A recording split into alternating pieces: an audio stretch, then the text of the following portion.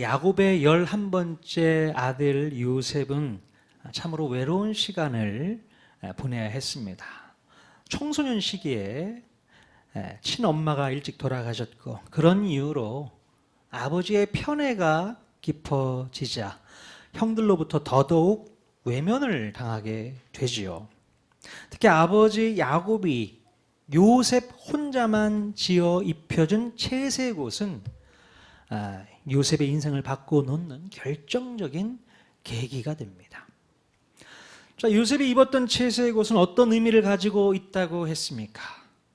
이 채색 옷은요, 자신의 진짜 모습은 감춰주고 자신의 가짜 모습을 과시해 보이려는 의미가 있다고 했습니다. 요셉은 아버지가 입혀준 채색 옷 때문에 자신의 정체성을 잃어버리고 자기 자신이 나머지 형들과는 다른 부류의 사람이라고 생각하면서 교만과 허세를 부리게 되죠. 자, 요즘 예를 들면 자기 자신을 과시하기 위해서 명품으로 온몸을 치장하시는 분들이 간혹 계시잖아요. 이게 바로 채색 옷과 같다고 말씀드릴 수 있을 것 같습니다. 물론 명품 자체가 나쁜 건 아니죠. 잘못된 건 아닙니다. 문제는 뭐냐면 그것을 왜 내가 자꾸 집착하느냐의 문제인 것입니다. 그것을 내가 두르면, 그것을 차면, 그것을 타고 다니면 내가 당신과는 다른 사람이라고 보여주고 싶은 거죠. 과시하고 싶은 겁니다. 그게 우리의 문제인 것이죠. 채색 옷을 벗어버려야 됩니다. 그 채색 옷 때문에 많은 문제가 일어나는 것을 볼 수 있어요. 여러분의 가짜 모습 다 내려놓으시고 진짜 모습을 보여주실 수 있기를 바랍니다. 채색 옷 중독에 걸리신 분들 있으시면 빨리 버리십시오. 아멘. 우리 교회 성도들은 채색 옷 따위는 입지 않아. 그렇게 보여줍니다. 자, 하나님께서는 이런 요셉을 사용하시기 위해서 제일 먼저 무엇을 하셨는가? 바로 채색 옷을 벗겨버리는 것부터 시작하셨습니다. 채색 옷으로 위장된 자신의 모습을 이제 제대로 볼 수 있도록 이끌어 가셨다는 거예요. 심지어 더 깊은 고난 속으로 이끌어 들이셨습니다. 그럼 어쩌면 우리에게 닥친 고난은 우리가 입고 있는 이 채색 옷을 벗기시는 하나님의 역사가 아닐까 싶습니다. 우리가 감추려고 하고 또 위장하려고 하고 우리가 숨기려고 하는 우리의 진짜 모습을 드러내시기 위한 하나님의 작업, 하나님의 역사심이라고 말씀드릴 수 있을 것 같습니다. 우리가 스스로 벗지 않으면 하나님께서는 그 옷을 강제로 벗겨버리세요.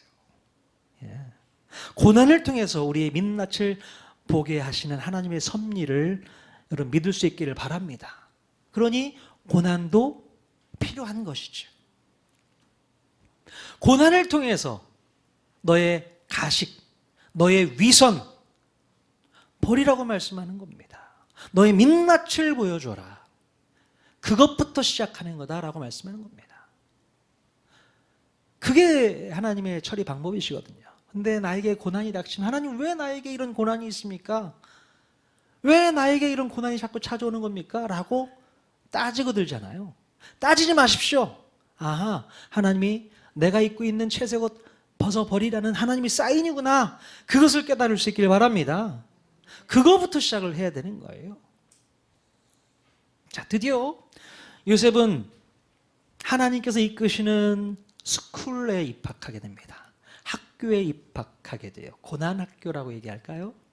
하나님께서는 요셉의 채색 옷을 벗기셨을 뿐만 아니라 더 큰 그릇으로 사용하시기 위해서 남들보다는 더 강한 훈련 과정을 겪게 하셨다는 것이죠. 오늘 본문 1절 말씀해 보니까요, 형들에게 팔린 요셉은 미디안 상인들에 의해 이집트까지 내려오게 됩니다. 자, 그런데 요셉은요, 누구의 집으로 팔려오게 되었습니까? 바로의 신하 친위대장 보디발의 집으로 팔려오게 됩니다. 그럼 지금 요셉의 마음이 어떨까요? 여러분이 그 심정을 한번 느껴보시길 바랍니다. 요셉이 마음이 어땠을까? 얼마나 두렵고 무섭고 떨릴까요? 무슨 말은 통하겠습니까? 이집트 말이 통할 리가 없겠죠. 얼마나 주눅들어 있었을까요? 자, 그런데 성경은 요셉에 대해서 오늘 뭐라고 기록하고 있는가? 창세기 39장 2절 말씀 같이 읽어보겠습니다. 시작. 여호와께서 요셉과 함께 하심으로 그가 형통한 자가 되어 그의 주인 애굽 사람의 집에 있으니. 바로 하나님께서 두려움과 무서움에 떨고 있는 요셉과 함께 하셨다는 겁니다. 자, 그런데요, 이 말씀에 보면 이해할 수 없는 한 단어가 기록되어 있습니다.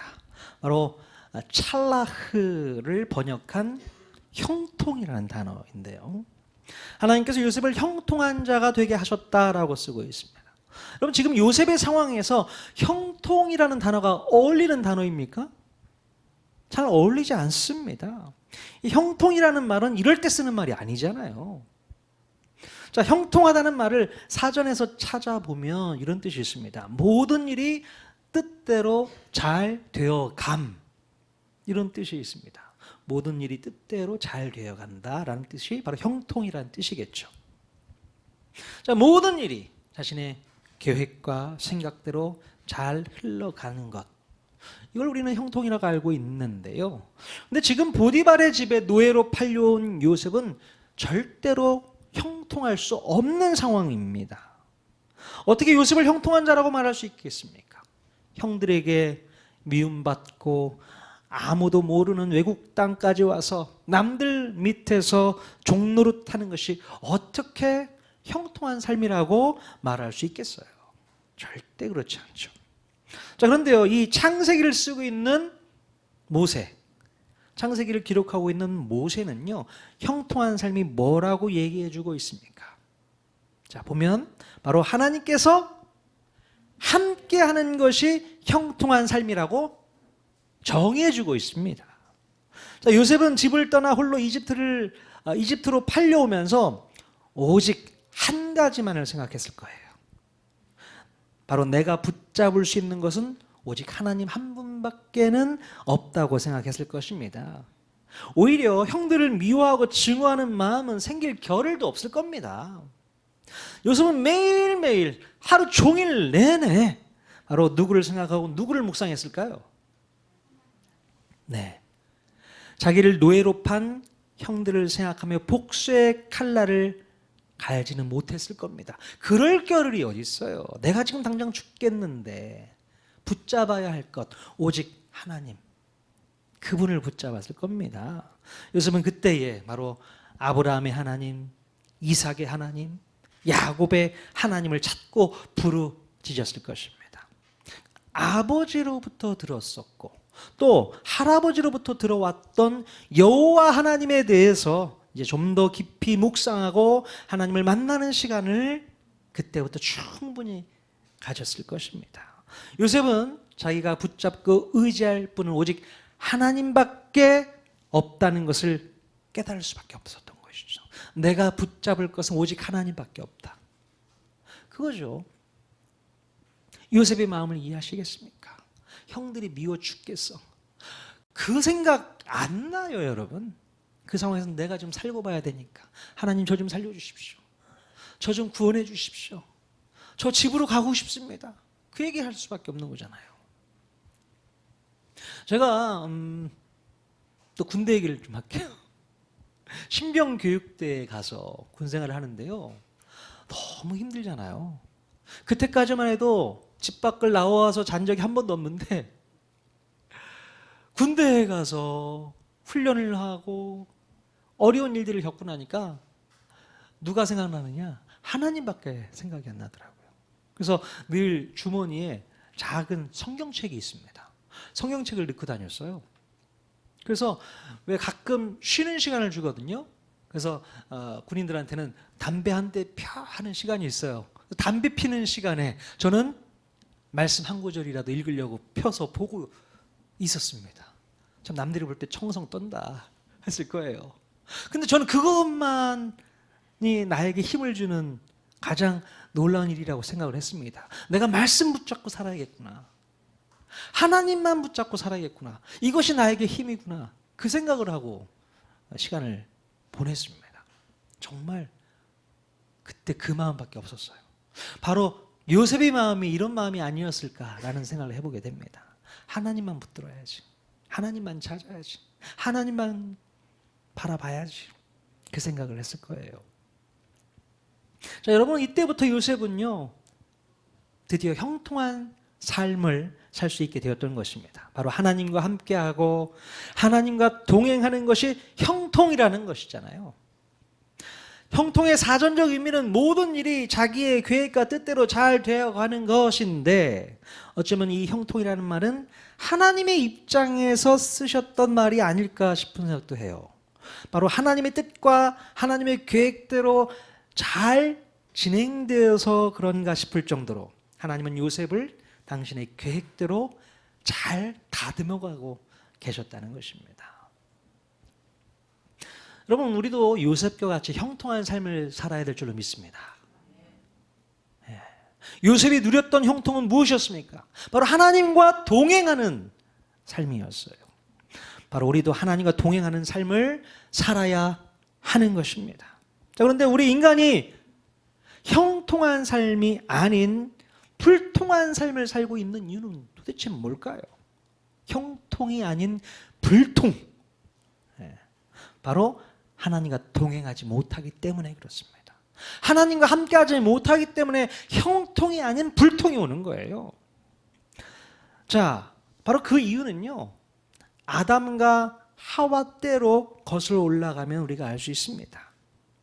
하나님과 동행할 수 없었던 그 이유는 바로 거기에 있었어요. 원래 아담과 하와는 늘 하나님과 동행하는 그런 형통한 삶을 살고 있었습니다.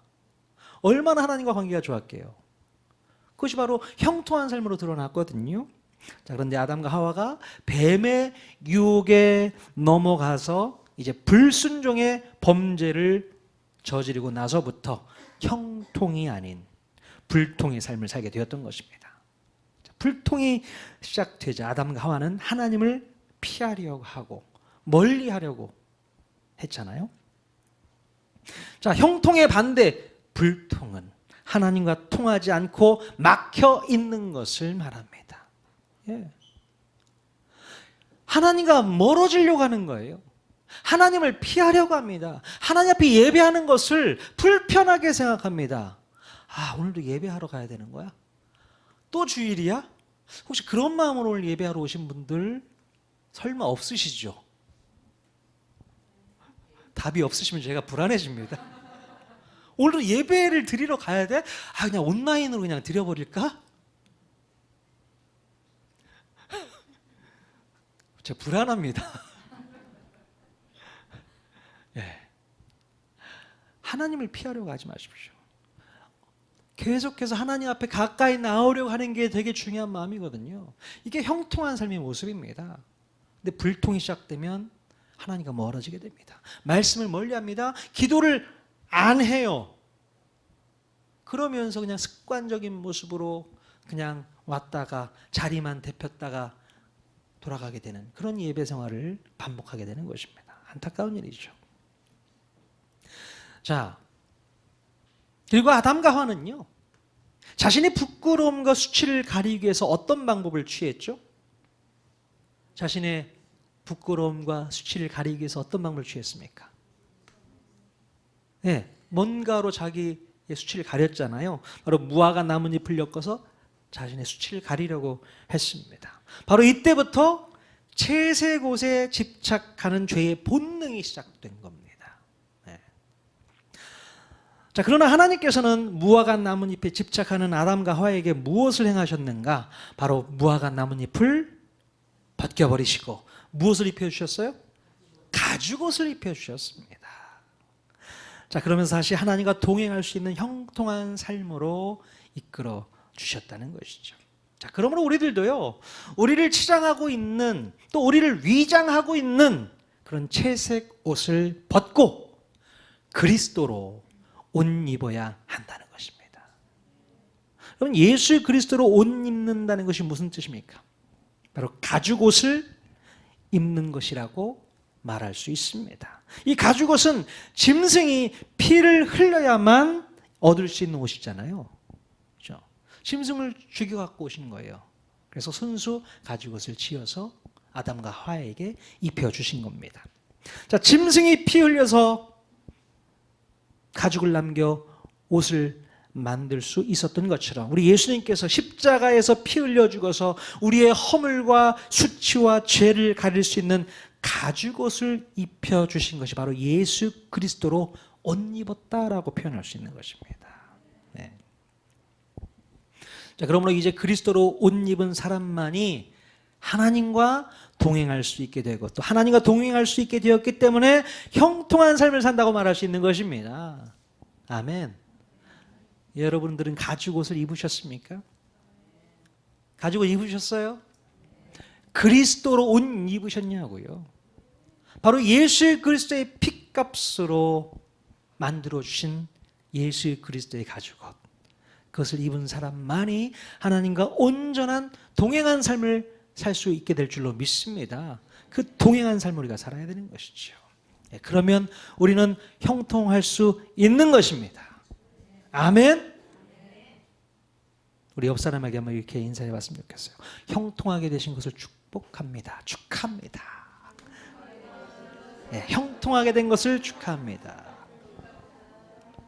네, 정말 축하할 일입니다.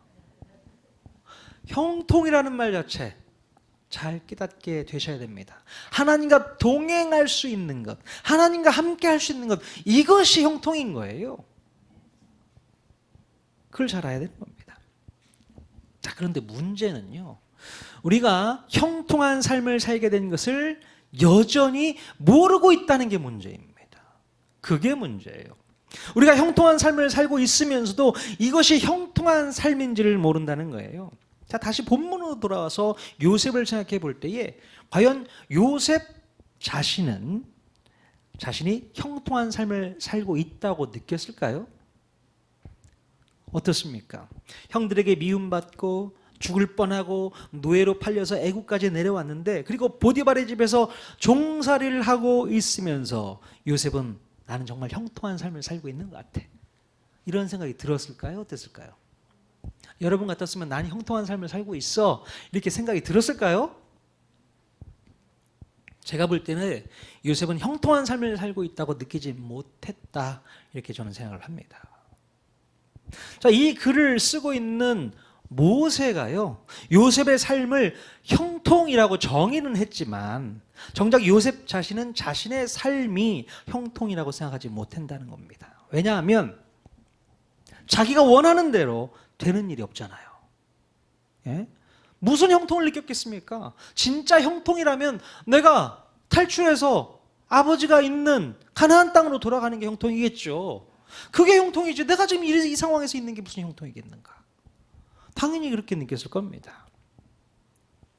요셉은 오직 하나님을 생각하고 하나님을 묵상하고 하나님을 붙잡고 있으면서도 자신의 형편과 처지를 바라보면 안타까움과 속상함과 한숨이 가득했을 것입니다.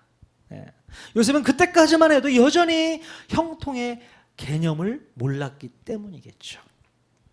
나중에 모세가 이 창세기의 이 부분을 쓰면서 형통이라고 정의를 했기 때문에 우리도 그렇게 알게 된 것이지, 요셉도 자기 스스로가 지금 형통한 삶을 살고 있다고 전혀 생각지를 못한다는 겁니다. 오늘 이해가 되시죠? 자, 그런데요, 요셉의 그 형통함을 누가 보게 되었다고 성경에 기록하고 있습니까? 자, 창세기 39장 3절 말씀 같이 한번 보겠습니다. 시작. 그의 주인이 여호와께서 그와 함께 하심을 보며 또 여호와께서 그의 범사에 형통하게 하심을 보았더라. 네. 바로 요셉의 주인이었던 보디발이 하나님께서 함께 하심을 보았고 또 하나님께서 범사에 형통하게 하심을 보았다는 거예요. 보디발이 요셉이 하나님과 함께하는 걸 받고 하나님이 형통케 하시는 것을 눈으로 볼 수 있었다는 겁니다. 형통이요, 실체로 드러났다는 겁니다. 이게 놀라운 일이죠. 요셉 자신은 종으로서 노예로서 비참한 삶을 살고 있다고 생각했는데 희한하게 요셉의 주인 보디발은 요셉과 함께 하시는 하나님을 볼 수 있었다는 것입니다. 여러분, 이 말은요, 보디발이 정말로 요셉과 함께 하시는 하나님을 보았다는 말이 아니라 뭔가 다른 종들과는 남다른 요셉을 발견할 수 있었다는 뜻일 겁니다. 그럼 보디발이 뭐 하는 사람이었어요? 직업이 뭡니까? 예, 바로 바로왕의 친위대장이었어요. 그러니 사람 보는 눈이 매섭고 남달랐겠죠. 예. 그 사람의 눈만 봐도 어떤 사람인지 알 수 있는 전문가였거든요. 딱 보면 압니다. 친위대장이 괜히 친위대장입니까? 자, 그런데 이 친위대장인 보디발의 눈에 요셉의 모습은 지극히 남달랐다는 겁니다. 예. 마치 누군가가 요셉에게 에너지를 주는 듯한 눈치를 챌 수 있었다는 겁니다. 늘 누군가가 요셉을 돕는 것과 같은 일처리 실력이라든가 또 신들린 듯하고 카리스마 넘치는 모습이 요셉을 달리 볼 수 있게끔 했던 것입니다. 그래서 모세는 이 보디발이 하나님께서 요셉과 함께 하시는 것 같다고 말하고 있는 것이에요. 네. 여러분, 가만히 보면 나 자신은 고통스럽고 힘들고 괴로운데 오히려 나를 바라보는 사람들이 내가 하나님과 동행하는 것을 발견하는 것을 볼 수 있습니다. 참 이해가 안 되죠. 여러분, 스스로를 가만히 보십시오. 자신의 모습에 만족할 만한 분이 얼마나 계십니까? 예? 우리는 대부분 자신의 모습에 늘 안타까움을 가지고 살 때가 많이 있어요. 좀 더 잘했으면 좋겠고, 좀 더 잘 벌었으면 좋겠고, 좀 더 건강했으면 좋겠고, 좀 더 뛰어났으면 좋겠다고 생각하지 않겠습니까? 늘 우리의 생각은 여기에 머물러 있어요. 늘 우리는 부족하다. 늘 우리는 연약하다. 잘 못한다. 여기에 매여 있잖아요. 그러나 우리 하나님께서는 늘 우리와 함께해 주고 계신다는 사실이에요. 자, 그래서 우리에게 건강도 주시고 재물도 주시고 위험에서 건져주시고 또 악에서부터 건져주시고 계신다는 사실입니다. 자, 우리가 그걸 몰라서 그렇지 지금도 얼마나 역사하고 계신데요. 주님이 지금도 역사하고 계십니다. 하나님께서 나와 함께하고 계시다는 사실을 깨닫는 것이 필요합니다. 그걸 좀 알아주세요. 하나님이 여러분과 함께하고 계시다고요. 왜 우리는 그걸 모르고 있느냐? 남들도 다 보고 있는데 저 사람은 하나님이 함께 하시는 사람이 맞는 것 같다. 오히려 사람들이 그걸 인정해주고 있는데 나 스스로를 인정 못하는 겁니다. 왜요? 내 형편만 바라보기 때문에, 내 처지만 생각하고 있기 때문에 나는 여전히 부족하고 연약한 사람인 것처럼만 느껴지는 겁니다. 아니요, 그렇지 않다는 겁니다. 하나님이 역사하고 계시는 걸로 믿으실 수 있길 바랍니다. 제가 며칠 전에 교회에서 저희 집으로 이제 걸어가는 길에 저보다 나이가 조금 어리신 여자분을 이렇게 뵙게 되었습니다. 만나게 되었는데 그분이 저에게 길을 묻더라고요. 지하철역으로 가는 길을 좀 알려달라는 겁니다. 그래서 제가 아주 친절하게 알려드렸어요. 예, 이쪽으로 쭉 가시다가 큰 길 나면 왼쪽으로 좌회전하셔서 쭉 가셔가지고 사거리에서 길 건너가시면 지하철 지하도가 나옵니다. 이렇게 말씀을 드렸어요. 너무 친절하게 얘기를 했나? 근데 그분이 저한테 그런 얘기를 하는 거예요. 혹시 말을 하는 직업을 갖고 계신 분이세요? 그러는 거예요. 생각해보니까 제가 말을 하는 직업을 갖고 있지 않습니까? 네네 맞습니다. 그랬죠. 그러면서 저를 뚫어지게 쳐다보는 겁니다. 그러더니 자기가 좀 관상을 좀 묻다고 하더라고요. 저한테 그런 얘기를 하는 겁니다. 올해 많이 드나들 것 같다는 얘기를 하는 거예요. 생각해보니까 제가 많이 드나들 것 같아요. 해외로. 지난번에 우리 일본에서 오신 선교사님 얘기도 듣고 한번 왔다 갔다 할 생각도 하고 있거든요. 멀리 또 갈 계획도 좀 생각을 하고 있는데 드나들 것 같다는 겁니다. 예, 그래요. 그리고 재물운도 있다는 거예요. 제가 그랬죠. 저는 재물이 없는데요. 그랬더니 앞으로 있을 거랍니다. 얼마나 힘이 되든지 앞으로 재물이 있을 거라. 또 자식이 또 잘 된대. 아, 그래요?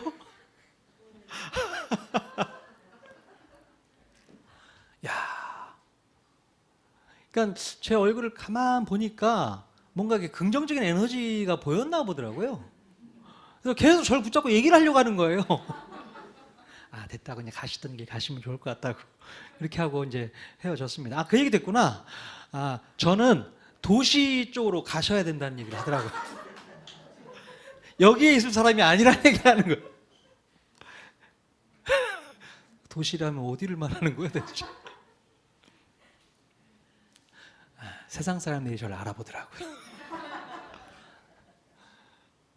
여러분, 뭐 그냥 우스갯소리지만 사람들이 여러분을 보시면 알아봅니다. 아, 저분이 하나님과 함께 하시는 사람이구나. 여러분의 표정에서부터 드러나거든요. 물론 표정에서부터 드러나지 못하시는 분들은 뭔가 문제가 있는 거죠. 여러분, 힘내십시오.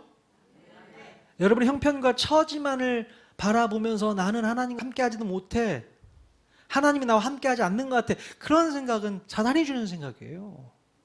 하나님과 동행하고 있음을 분명히 믿을 수 있기를 바랍니다. 우리를 둘러싸고 있는 상황과 환경만 바라보면 우리는 좌절하고 절망하고 힘 빠질 수밖에 없어요. 우리는 보통 눈에 보이는 결과와 수치만 볼 줄 알지, 그 속에서 무던히도 애쓰고 계시는 하나님의 열심은 볼 줄을 몰라요. 얼마나 하나님이 열심히 일하고 계시는데요.